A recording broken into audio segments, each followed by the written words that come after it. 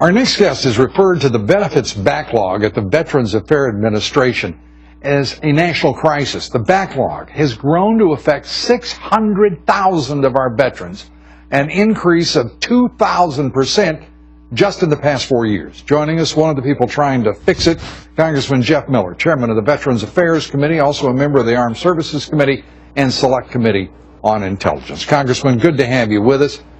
Let me just start with the numbers that I cannot even believe. 273 days, the average wait for a combat veteran before any benefits. I mean, that's appalling.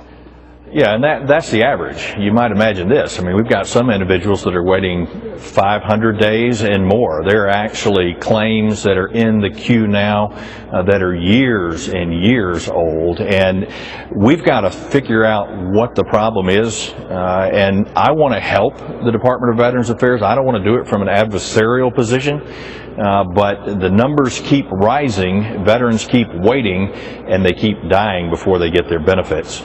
It's simply outrageous, and thank you for trying to do everything you can. I know Congressman Duncan Hunter, Chris Collins of New York, they want General Shinseki, the head of the department, fired. Well, he's an honorable gentleman. I don't want to go that far yet, but let me just say this. The ice is getting very, very thin. I've already called for the Undersecretary of Benefits to resign. The Secretary said that he is not going to make that happen, so we're going to try and work within the construct that we have to make sure that they have every dollar, every person, and every technology available.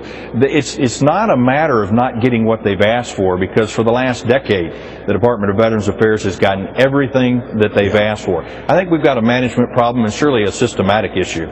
And we're looking at these paper files and boxes of paper files on every regional office.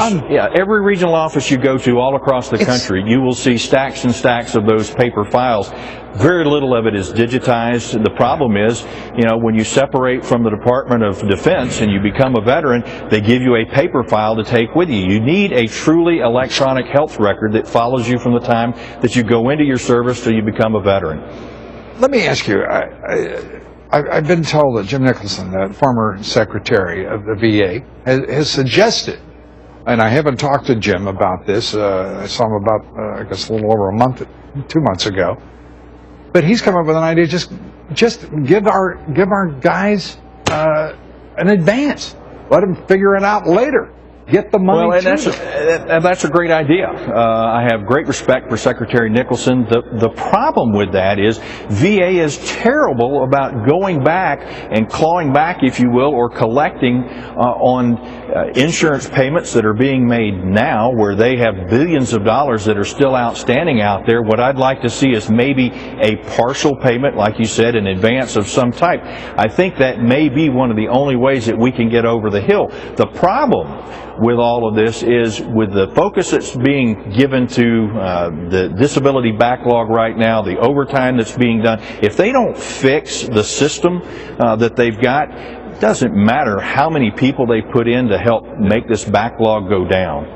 And we've left out the man who is responsible, and that is, after all, the President of the United States. President Obama, you're trying to manage around a man who has not taken the lead on this. We appreciate it, Congressman Miller, so much. Thank you, Lou. Thank you very much. And all good luck. That's it for us tonight.